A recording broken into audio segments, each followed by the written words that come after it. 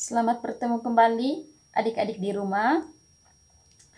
Pada video kali ini saya akan membahas dua hal utama, yaitu tentang pengembangan karangan, jenis-jenis karangan, dan juga tentang jenis-jenis sastra ya. Jadi dua hal ini adalah bab paling terakhir dalam semester ini. Oke, untuk tidak memperpanjang waktu, kita ikuti videonya sampai selesai ya. Simak baik-baik pembahasannya dari awal sampai selesai. Baik adik-adik di rumah, yang pertama saya akan bahas tentang karangan dan pengembangannya ya. Kita mulai dari pengertian. Jadi mengarang itu adalah pekerjaan merangkai kata, kalimat, dan alinea untuk menjabarkan dan atau mengulas topik tertentu guna memperoleh hasil akhir berupa karangan. Jadi kita mengenal kegiatan mengarang ini sejak SD ya. Pasti kalian semua ingat dari sejak kita SD kelas 2 malah kita sudah dikenal dengan kegiatan mengarang gitu. Walaupun mulai dari kegiatan mengarang sederhana ya. Misalkan tentang kegiatan mengarang liburan, kemudian mengarang berdasarkan imajinasi atau mengarang berdasarkan pengalaman, seperti itu. Jadi kegiatan mengarang ini sudah bukan hal yang asing lagi bagi kita. Akan tetapi adik-adik, di dalam perguruan tinggi, kegiatan mengarang itu tingkatannya itu lebih tinggi ya, bukan lagi tentang karangan yang sederhana. Nah, dalam perguruan tinggi itu seperti yang saya jelaskan bahwa mengarang itu adalah kegiatan merangkai kata, kalimat, dan alinea. Kemudian harus jelas kita mengulas tentang topik apa, sehingga nanti dapat menghasilkan karangan yang bagus untuk dibaca ya, dan bisa benar-benar membuat pembaca benar-benar merasakan dan melihat secara langsung apa yang sedang kalian ceritakan di dalam pengalaman di dalam karangan tersebut. Oke adik-adik, selain itu harus pula dipahami bahwa karangan dapat bersifat non-ilmiah, semi-ilmiah, atau ilmiah populer. Nah, ketiganya memiliki sejumlah perbedaan ya. Ada banyak sekali perbedaannya. Kita lihat yang pertama, kita mulai dari jenis karangan terlebih dahulu ya. Ada karangan eksposisi. Nah, eksposisi ini juga saya pikir kalian sudah pernah mendengarkan istilah karangan eksposisi. Jadi, karangan eksposisi di sini merupakan wacana yang bertujuan memberikan penjelasan, informasi, keterangan, dan pemahaman kepada pembaca atau pendengar tentang suatu hal. Kemudian tulisan jenis ini biasanya menguraikan sebuah proses atau suatu hal yang belum diketahui oleh pembaca. Nah, karangan eksposisi ini adik-adik pada dasarnya itu karangan yang sifatnya itu menjelaskan atau menginformasikan sesuatu. Jadi di dalamnya itu ada kegiatan menginformasikan atau memberi keterangan atau penjelasan tentang sesuatu ya, itu eksposisi. Kemudian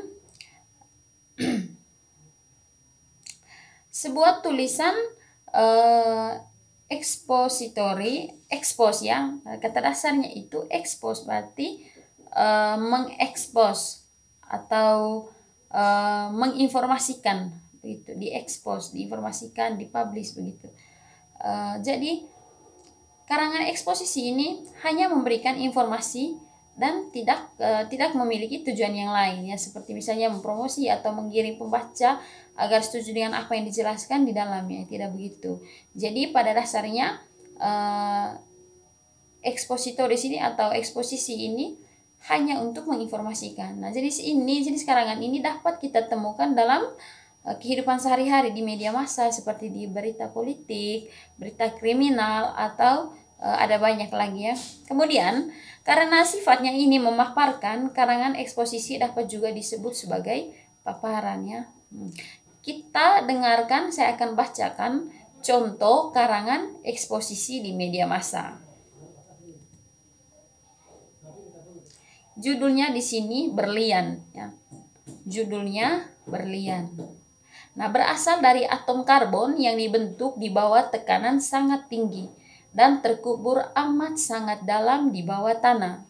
Berlian berharga mahal karena selain cantik, batu ini juga sangat sulit ditemukan di dunia dan melalui proses pengolahan yang sulit.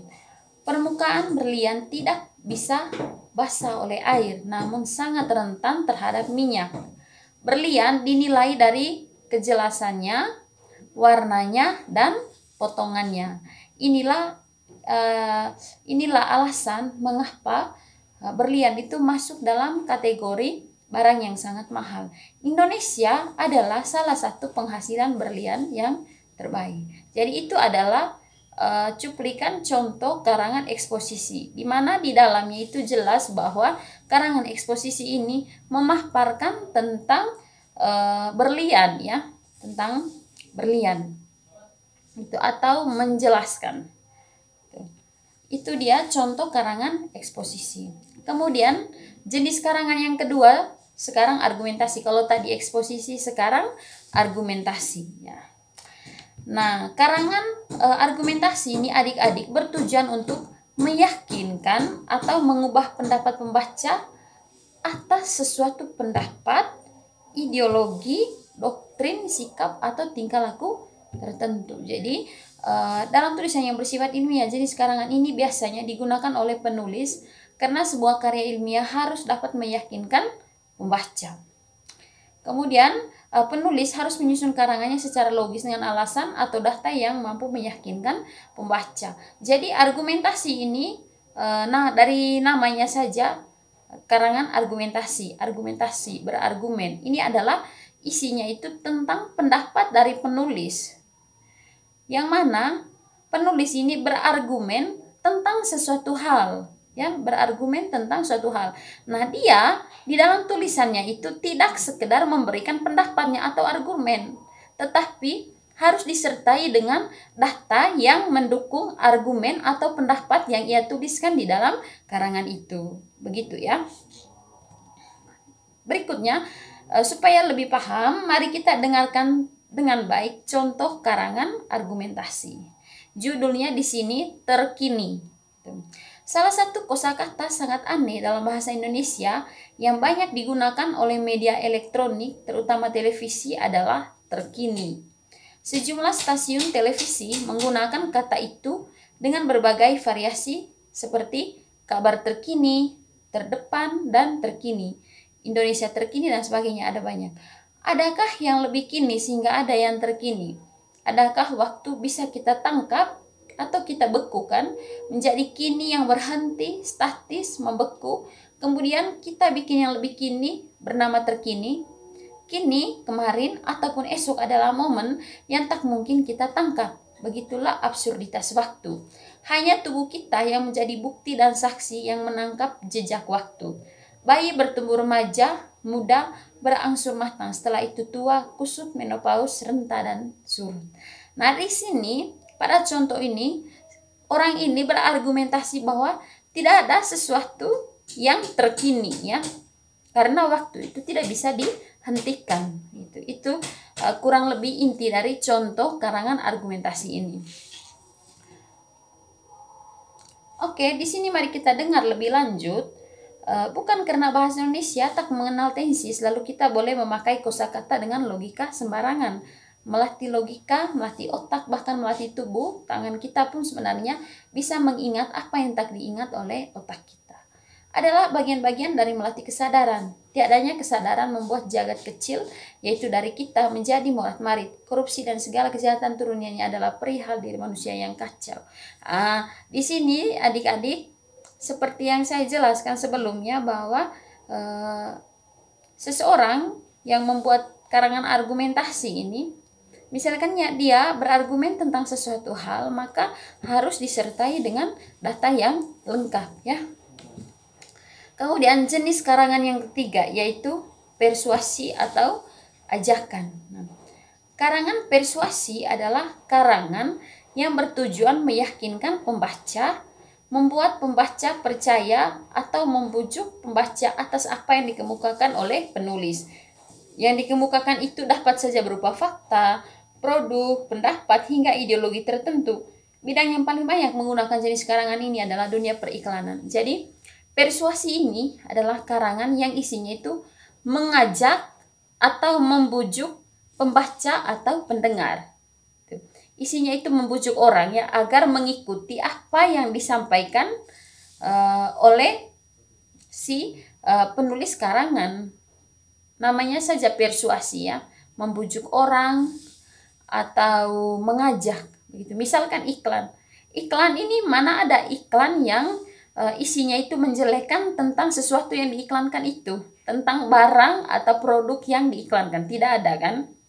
Jadi iklan itu selalu menonjolkan hal baik atau hal positif dari barang ataupun hal yang diiklankan itu. Dengan tujuan apa? Tujuan utamanya itu satu-satunya untuk mempengaruhi penonton atau pembaca, mempengaruhi penonton atau pembaca agar agar membeli atau memiliki atau segera memiliki barang yang diiklankan tersebut. Kurang lebih seperti itu ya. Jadi itulah tujuan dari persuasi ini, membujuk orang atau mempengaruhi orang lain. Begitu. Jadi bukan hanya pada dunia periklanan ya, tapi juga melalui pendapat atau ideologi tertentu. Sekarang kita lihat di sini kata persuasi itu berasal dari kata Inggris, to persuade, yang berarti membujuk atau meyakinkan. Nah, bentuk nominanya adalah persuasion yang kemudian dipungut ke dalam bahasa Indonesia menjadi persuasi. Nah, karangan persuasi dapat digolongkan ke dalam 4 kelompok, yaitu ada persuasi politik, ada persuasi pendidikan, ada persuasi advertensi, dan ada persuasi propaganda. Nah, kita lihat contoh persuasinya ya.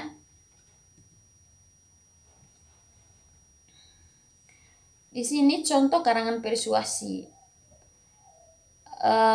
Judulnya di sini adalah energi. Energi ini adalah salah satu merek produk ya. Energi untuk perlindungan kulit Anda di tanah suci.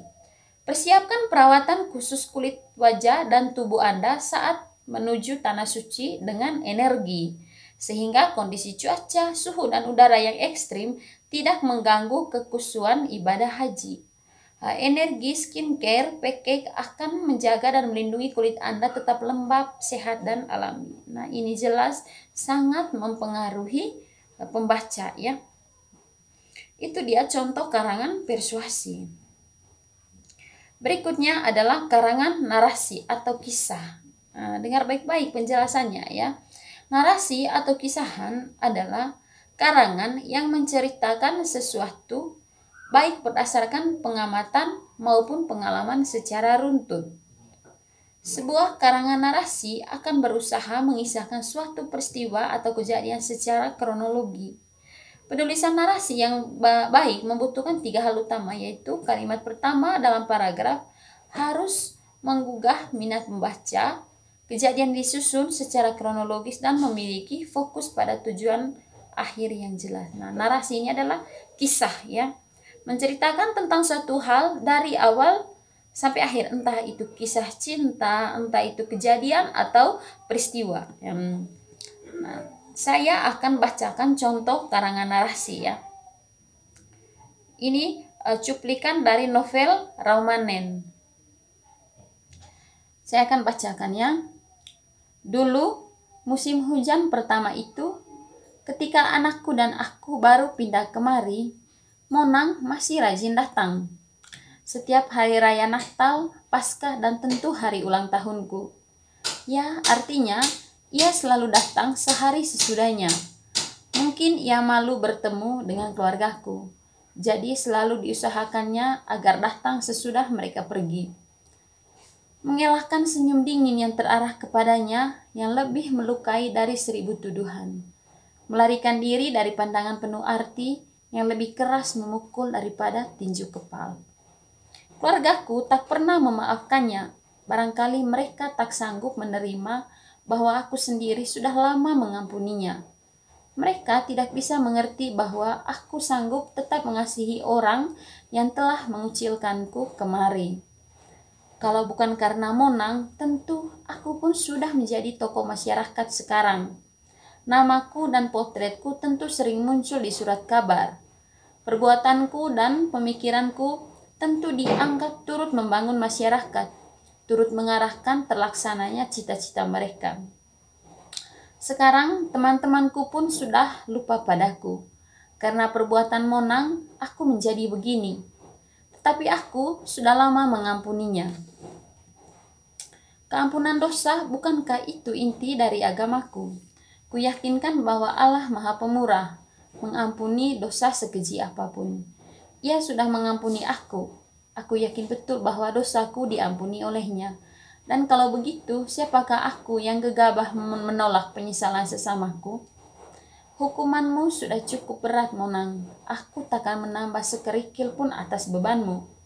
Karena pernah kita begitu berbahagia bersama-sama, menghayati bersama-sama keserahan hari hidup kita. Lalu badai menyambar kita sehingga kita terpisah kini. Tetapi itu bukan cuma salahmu, Monang. Badai meniupkan kapal-kapal kemana nahkodanya tak berhasrat pergi. Kata suatu pepatah, kapalku kandas sedangkan kapalmu berlayar terus tanpa harapan. Ya, sekalipun kau tak pernah mengunjungiku akhir-akhir ini, Monang, sedikit-dikitnya itu ku ketahui betul. Kau hidup tanpa harapan. Kasihan Monang, dari rumahku yang kecil di luar kota, kukirimkan rasa ibaku kepadamu di rumahmu yang mewah di tengah kota. Bagaikan burung pipit yang hinggap di jendela, memandang bangkai cendrawasih yang kau pajang di atas lemarimu.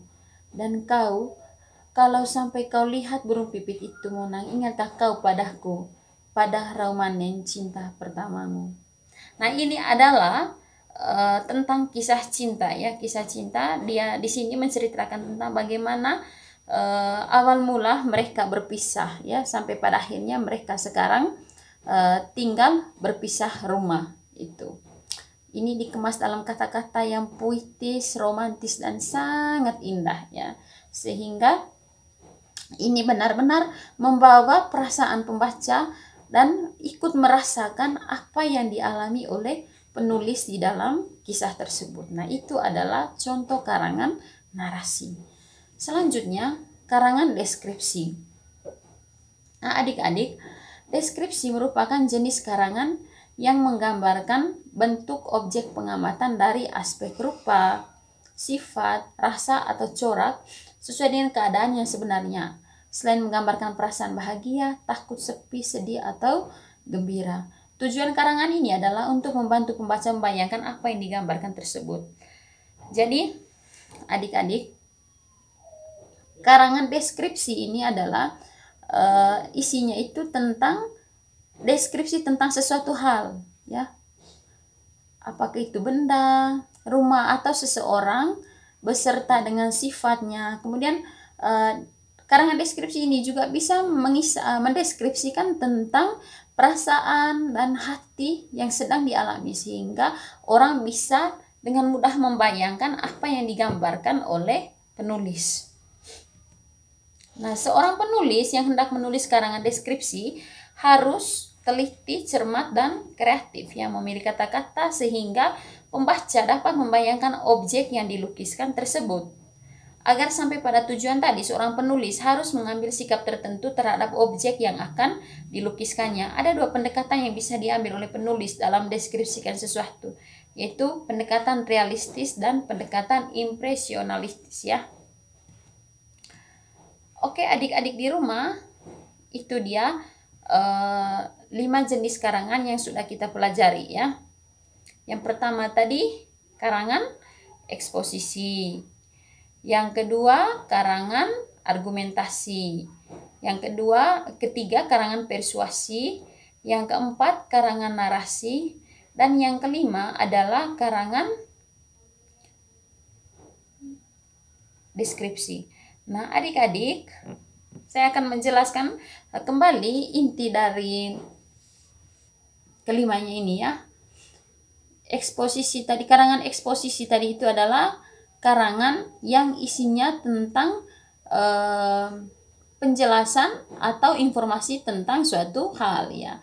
Kemudian argumentasi tadi itu adalah karangan yang isinya tentang pendapat seseorang tentang sesuatu hal, dan pendapat ini atau argumentasi ini itu harus disertai dengan data yang jelas. Kemudian karangan persuasi. Karangan persuasi ini adalah isinya tentang ajakan atau bujukan kepada orang lain yang merupakan penonton atau pembaca. Nah, ini biasa digunakan di dunia periklanan. Kemudian berikutnya karangan narasi. Nah, narasi ini tadi adalah kisahnya, yang mana seseorang menceritakan tentang sesuatu hal yang terjadi secara kronologis dari awal sampai akhir kisah atau kejadian. Kemudian karangan deskripsi tadi adalah karangan yang isinya itu tentang mendeskripsikan tentang sesuatu hal itu sehingga pembaca atau pendengar bisa benar-benar membayangkan tentang objek yang dideskripsikan itu. Jadi itu dia macam-macam karangannya. Semoga kalian paham. Kalau ada yang kalian tak pahami, maka boleh bertanya pada kolom komentar. Kemudian berikutnya kita akan bahas tentang materi paling terakhir pada bab terakhir di semester ini, yaitu tentang sejarah sastra ya adik-adik. Nah, sejarah sastra ini adalah bab terakhir atau boleh dikatakan sebagai bab bonus ya untuk mata kuliah ini. Pada bagian ini nanti ada beberapa hal yang akan kita pelajari. Yang pertama adalah tentang sejarah sastra, kemudian ada sastra lisan dan tulisan, kemudian sejarah perkembangan sastra di Indonesia, kemudian sastra lama dan sastra baru, kemudian sastra imajinatif dan non-imajinatif, dan unsur-unsur cerita. Jadi saya sengaja buat penjelasannya itu cukup dalam satu video saja supaya sekali ditonton, sekali disimak, dan sekali dipahami ya. Jangan lupa kalau ada yang kamu tidak paham, segera bertanya pada kolom komentar. Gunakan bahasa Indonesia yang baik dan benar agar saya paham apa yang kalian tanyakan dan saya juga bisa menjelaskannya dan bisa menjawab pertanyaan tersebut dengan benar. Oke, sejarah singkat perkembangan sastra di Indonesia ya. Jadi sejarah sastra adalah merupakan cabang ilmu sastra yang menyelidiki perkembangan sastra mulai dari pertumbuhannya sampai pada perkembangannya hingga sekarang ya. Lalu sastra Indonesia merupakan sastra yang aslinya ditulis dalam bahasa Indonesia setelah mendapat pengaruh budaya asing. Lalu kita masuk pada sastra lisan dan sastra tulisan. Dari namanya saja adik-adik, sastra lisan itu adalah sastra yang diceritakan dan diwariskan secara turun-temurun secara lisannya. Artinya tidak tidak dalam bentuk tulisan ya, apakah dia itu dalam bentuk buku seperti itu tidak ada, tapi sastra lisan ini diceritakan saja atau diwariskan secara turun-temurun secara lisan, jadi tidak dibukukan itu. Kemudian biasanya berupa cerita rakyat yang telah mentradisi yang hidup dan dipertahankan oleh masyarakat pemiliknya. Nah, contohnya kalau di Manggarai itu ada kisah tentang si Pondik ya. Kisah tentang si Pondik. Kemudian kisah tentang Timung Te dan Potivolo. Kemudian kisahan-kisahan di masyarakat Manggarai yang biasanya itu disebut sebagai tombo turuk. Nah, tombo turuk inilah yang dimaksudkan yang masuk dalam kategori sastra lisan karena tidak dibukukan. Kita bahkan tahu tentang Tembo Turuk ini karena diceritakan oleh opa atau oma, diceritakan oleh orang tua kita atau kakak kita, begitu ya. Nah, sastra lisan ini biasa dikenal dengan istilah folklore gitu. Sedangkan sastra tulisan adalah sastra yang berbentuk tulisan yang berupa novel, berupa cerpen, puisi ya, yang jelas namanya siapa, penyusunnya siapa, kayak gitu ya. Itu sastra-sastra tulisan. Oke adik-adik, secara perkembangan sastra di Indonesia itu berdasarkan urutan waktunya itu sastra Indonesia dibagi atas berapa ya? Mulai dari angkatan Pujangga Lama,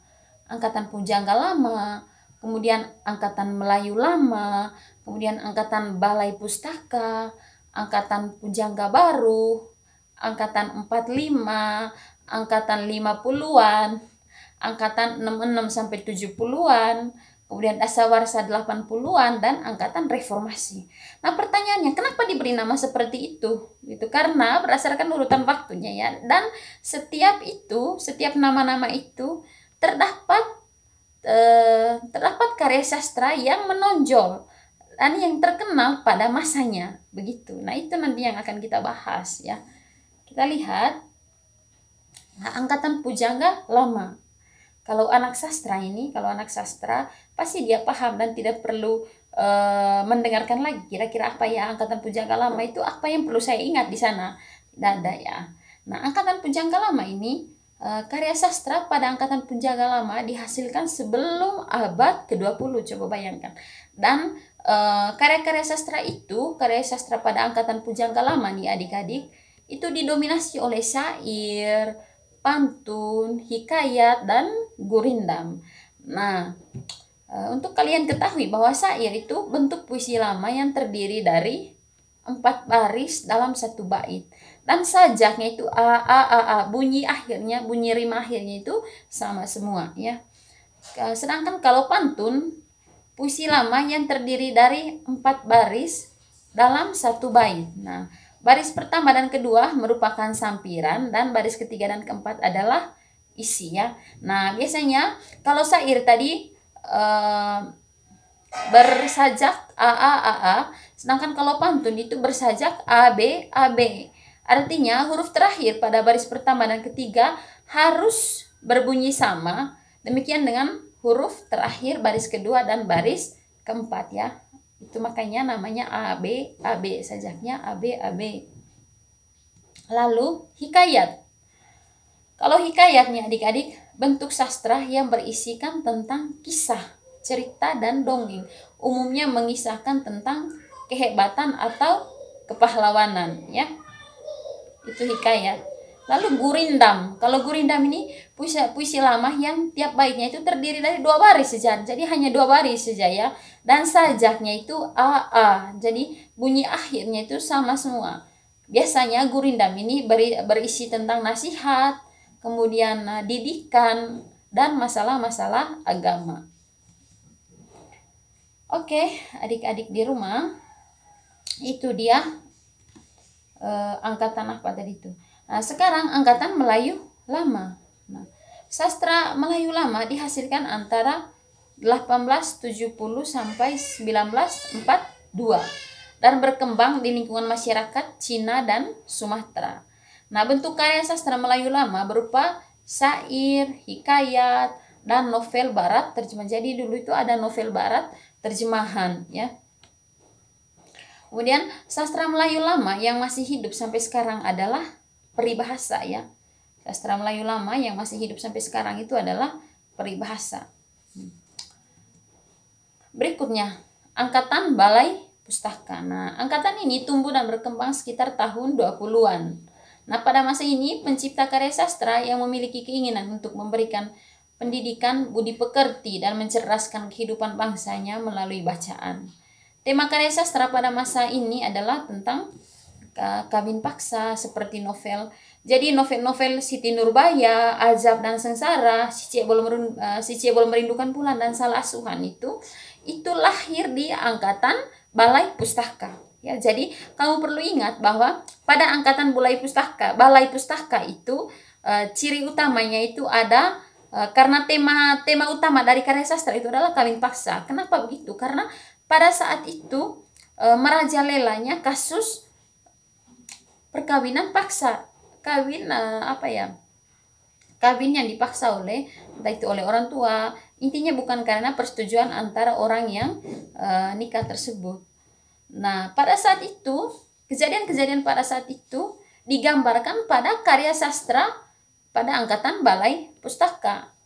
Jadi seperti pada novel Siti Nurbaya, kemudian Ajab dan Sengsara, kemudian Si Cebol Merindukan Bulan, dan Salah Asuhan. Nah, ini adalah 4 karya sastra yang paling terkenal dan memberikan ciri khas pada angkatan Balai Pustaka, ya. Contoh lain karya sastra pada angkatan Balai Pustaka itu seperti saya sudah katakan bahwa Abdul Muiz, ya, Salah Asuhan, dan Siti Nurbaya yang ditulis oleh Marah Rusli. Kedua karya tersebut jaya pada masa Balai Pustaka. Berikutnya angkatan Pujangga Baru. Nah, pada angkatan Pujangga Baru didirikan pada tahun 1993. Nah, ini sudah masuk tahun 90-an, ya. Kalau saya sendiri sudah 3 tahun pada saat itu, angkatan Pujangga Baru. Nah, ciri khas angkatan ini adalah prosa dan puisi, bertema romantis dan umumnya mengisahkan tentang kehidupan masyarakat yang modern. Jadi pada tahun 93 itu sudah kehidupan sudah mulai modern, ya. Kemudian sastra Pujangga Baru meliputi bentuk-bentuk novel, cerpen, kritik, dan puisi dengan macam-macam bentuknya. Kemudian 2 kelompok sastrawan angkatan Pujangga Baru itu adalah 1 kelompok seni untuk seni dan 2 kelompok seni untuk rakyat. Nah, kalau kelompok seni untuk seni ini adik-adik dipelopori oleh Sanusi Pane dan Tengku Amir Hamzah. Kemudian kalau anak-anak sastra itu sudah tidak asing lagi dengan nama-nama ini. Kemudian kelompok seni untuk rakyat itu dipelopori oleh Sultan Takdir, Alicia Bana, Armin Pane, dan Rustam Effendi. Nah, itu seni untuk rakyat, ya. Kemudian karya yang paling menonjol dan paling terkenal pada periode angkatan Pujangga Baru itu adalah novel Belenggu. Apakah kalian pernah membaca novel Belenggu? Kalau belum, harus baca novel Belenggu karya dari Armin Pane. Kemudian berikutnya angkatan 45, ya. Angkatan 45. Periode angkatan 45 tahun itu sekitar tahun 1942 sampai 1950 atau 1943 sampai 1945. Nah, karya masa ini lebih bersifat realistis, umumnya bertemakan kehidupan sosial moral, ya. Penulis angkatan 45 antara lain Chairil Anwar, Mokhtar Lubis, Trisno Sumarjo, dan M. Balkas. Nah, kalau sebut namanya Chairil Anwar, kamu hanya ingat tentang angkatan 45. Kemudian kalau sebut namanya Chairil Anwar, apa yang kamu ingat? Kalau yang saya ingat adalah puisinya, ya, yang paling legendaris, yaitu puisi Aku. Berikutnya angkatan 50-an. Nah, angkatan ini ditandai dengan terbitnya majalah kisah. Pernah baca majalah kisah? Majalah kisah ini adalah karyanya H.B. Yasin. Ciri angkatan ini adalah karya sastra yang didominasi oleh cerpen dan kumpulan puisi. Kemudian angkatan 66 sampai 70-an ini, angkatan ini ditandai dengan terbitnya majalah sastra Horizon. Majalah ini merupakan karya paling laku di zaman itu, di zaman 66 sampai 70-an. Salah satu penyebab majalah ini laku adalah termuatnya novel pertama karya Margate. Pernah baca salah satu contoh novel dari Margate? Kalau belum, silakan cari. Kemudian dasawarsa 80-an. Karya sastra tahun 80-an ditandai dengan banyaknya roman percintaan, ya. Sastrawati terkenal pada tahun 80-an ini adalah Mirabe dan Margate. Itu dasawarsa 80-an, ya. Lalu angkatan reformasi, munculnya angkatan ini ditandai dengan maraknya karya-karya sastra berupa puisi, cerpen, novel yang bertema sosial dan politik, khususnya seputar reformasi. Kemudian sekarang kita masuk di topik berikutnya, yaitu sastra lama dan sastra baru ya.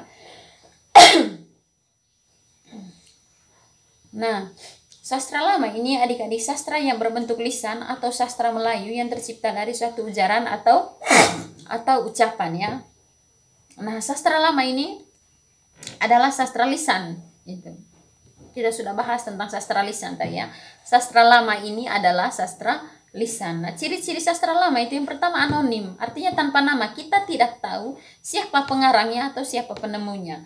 Kemudian terikat oleh aturan-aturan yang ada, misalnya sajaknya kayak gitu ya, jumlah baris dalam satu bait. Kemudian sifatnya statis atau dia tidak berkembang, bersifat hayal dan istana sentris. Istana sentris itu maksudnya mengisahkan tentang kehidupan raja-raja pangerannya atau tuan putri. Itu adalah ciri-ciri dari sastra lama. Kemudian contoh karya sastra lama di sini adalah puisi lama ya, puisi yang terikat oleh aturan-aturan. Aturannya itu misalkan jumlah kata dalam satu baris saja diatur. Kemudian jumlah baris dalam satu bait juga diatur. Rima atau persajakan itu diatur. Kemudian suku kata dan irama juga. Nah, jenis puisi lama ini ada mantra, kemudian pantun, syair, gurindam, seloka, bidal atau peribahasa, talibun dan karmina. Itu contoh-contoh karya sastra lama. Lalu prosa lama. Prosa lama ini ciri-cirinya seperti itu juga ya, istana sentris gitu. Mengisahkan tentang kehidupan dunia kerajaan, tentang pangeran dan tuan putri. Lalu anonim, tanpa nama ya, tidak tahu siapa pengarangnya, dan dipengaruhi oleh gaya bahasa asing. Kenapa dipengaruhi oleh gaya bahasa asing? Karena dipengaruhi oleh kehidupan pada zaman waktu Indonesia masih dijajah itu. Lalu jenis prosa lama. Prosa lama itu jenis-jenisnya ada banyak. Yang pertama mite ya, mite. Mite ini adalah dongeng yang berhubungan dengan kepercayaan masyarakat. Lalu legenda. Legenda ini adalah dongeng yang berhubungan dengan keanehan dan keajaiban alam. Fabel. Fabel adalah dongeng yang menceritakan tentang kehidupan binatang. Dan sage, dongeng yang mengandung unsur sejarah. Parabel, dongeng yang berisi kiasan yang di dalamnya mengandung ajaran hidup ya. Jadi prosa lama itu ada mite, legenda, fabel, sage, dan parabel. Lalu ada hikayat juga.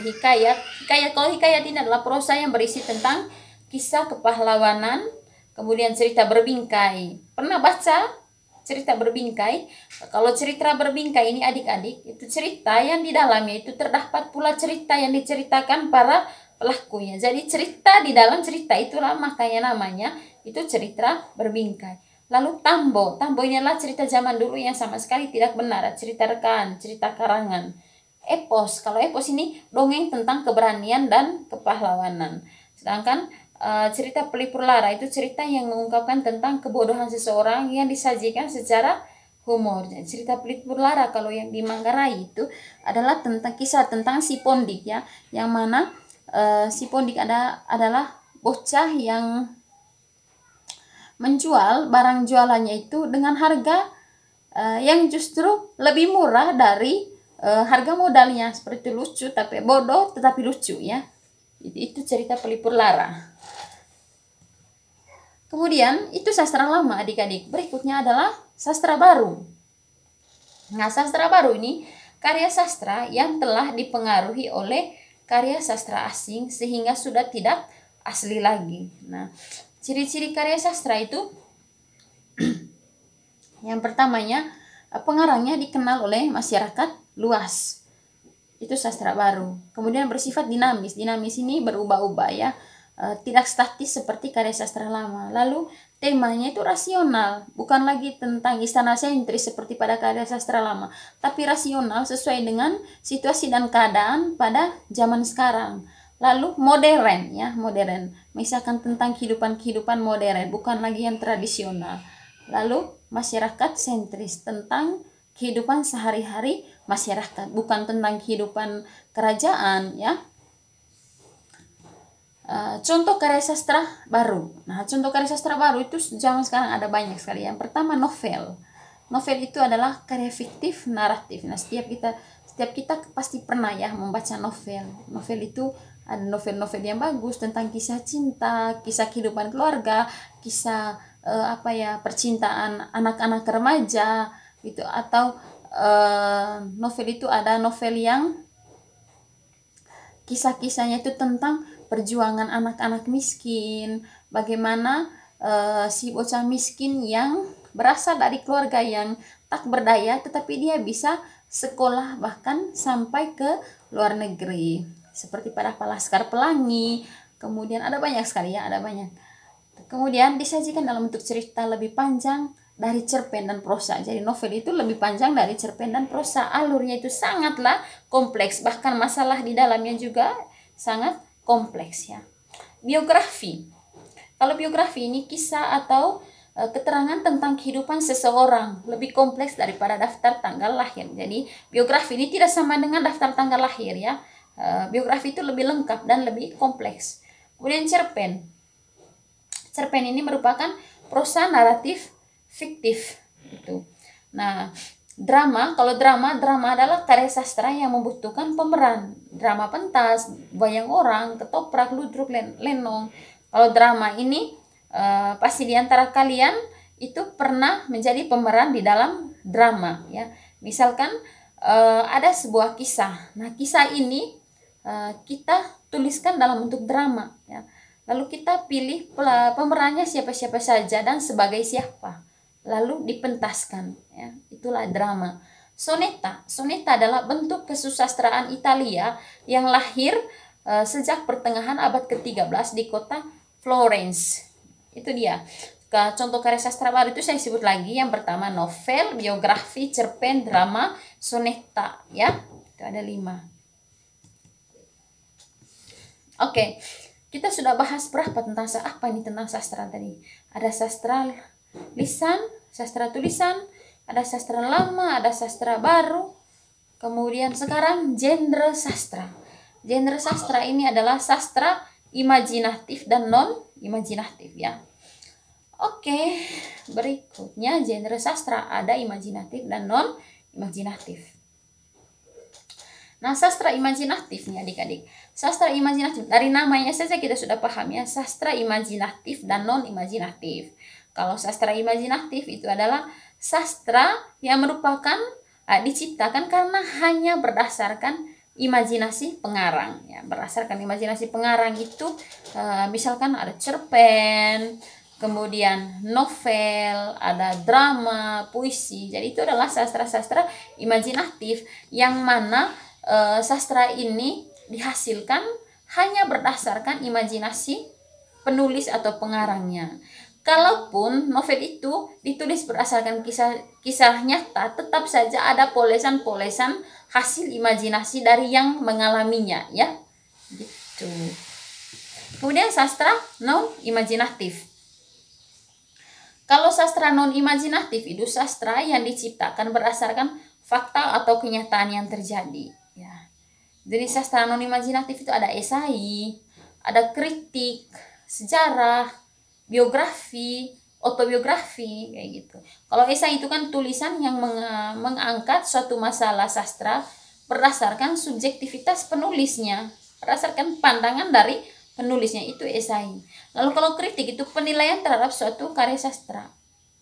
Sejarah itu kejadian masa lalu yang ditulis oleh sejarawan. Itu tuh masuk dalam sastra, hanya dia adalah sastra non imajinatif. Lalu biografi adalah riwayat hidup seseorang yang ditulis oleh orang lain, itu juga masuk dalam kategori sastra non imajinatif. Autobiografi itu adalah riwayat hidup seseorang yang ditulis oleh dirinya sendiri. Kalau biografi itu riwayat hidup orang ditulis oleh orang lain. Kalau autobiografi riwayat hidup seseorang yang ditulis oleh dirinya sendiri.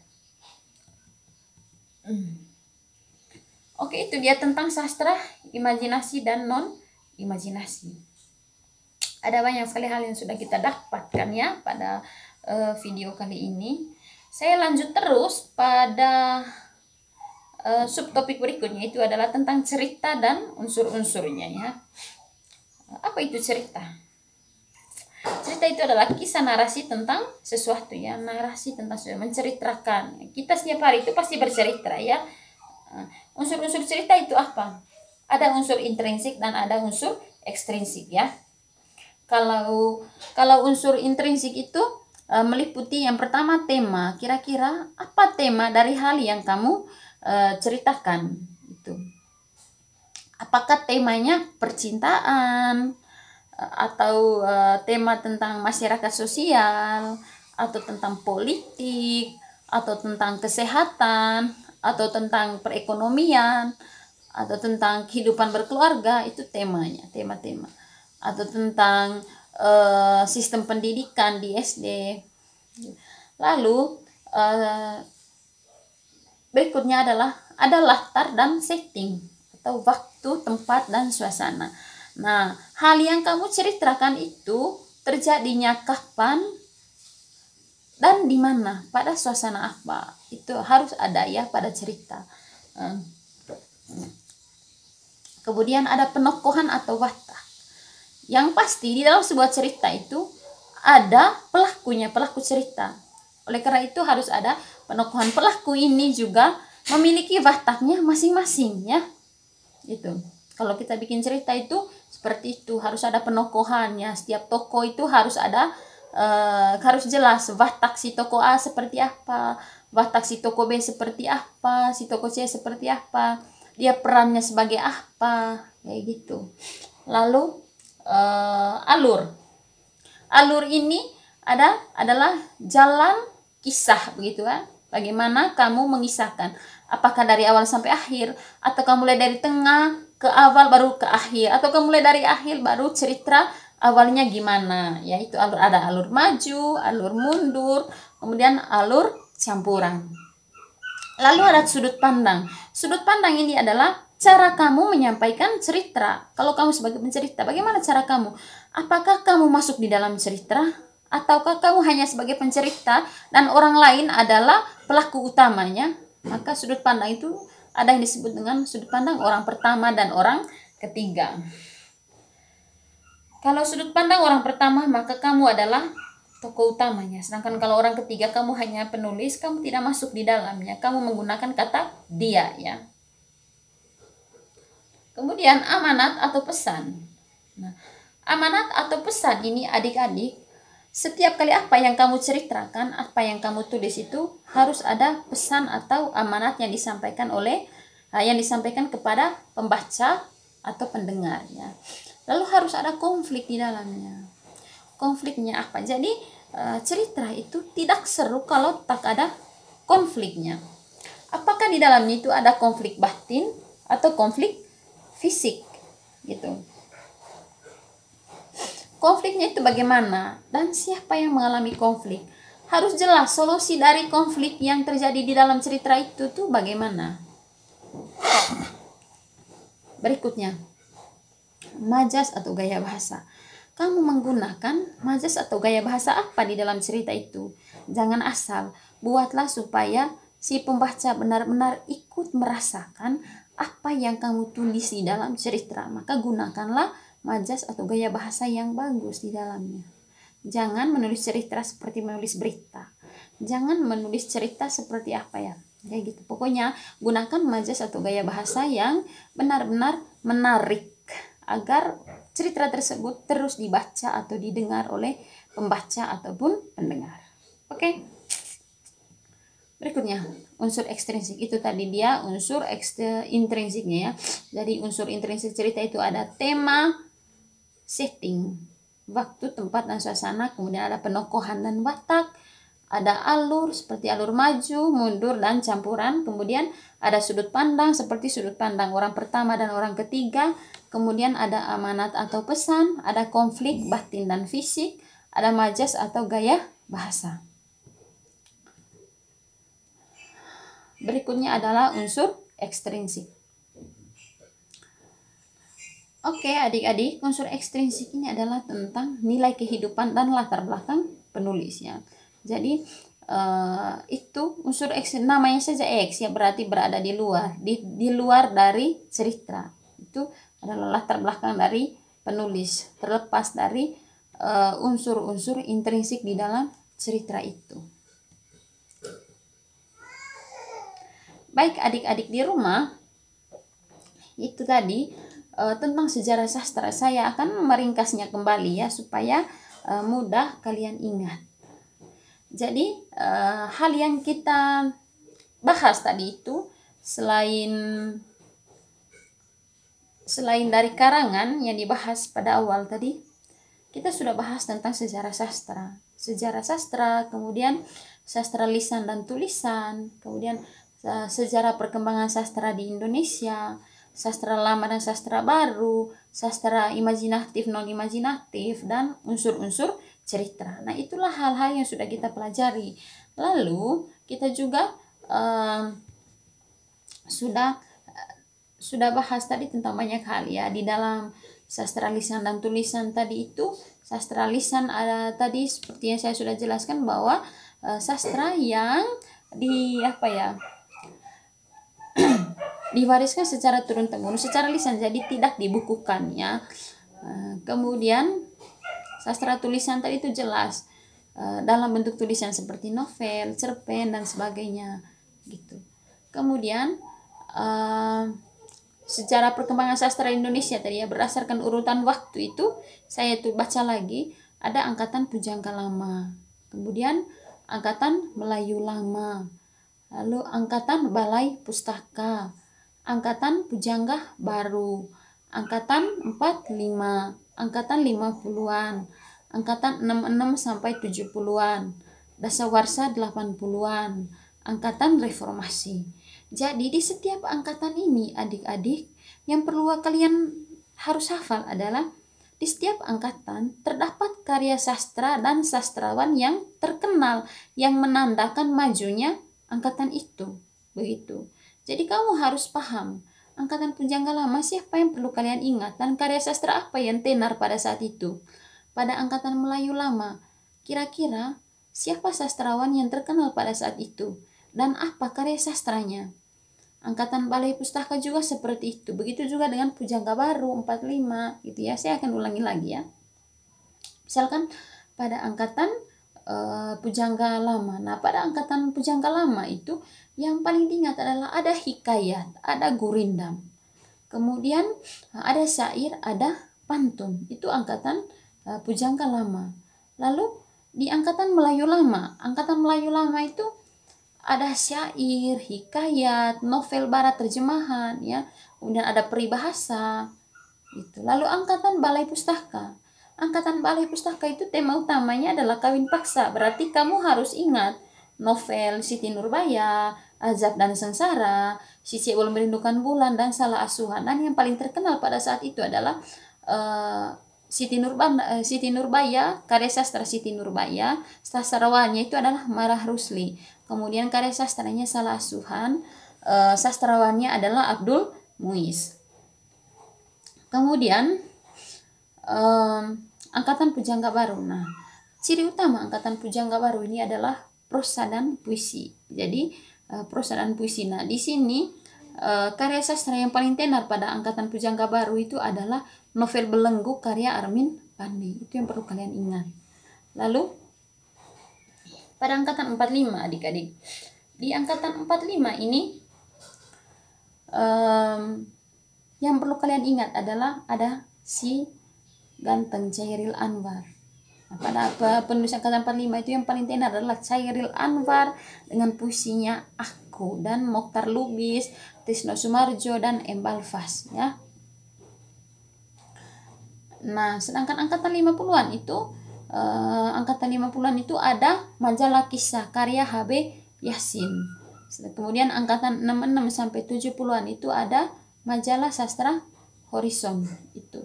Kemudian perlu kalian ingat bahwa majalah sastra Horizon paling laku pada saat itu hanya karena di dalam majalah tersebut ada salah satu novel dari marga T yang termuat. Itulah sebabnya pada angkatan 66 sampai 70-an itu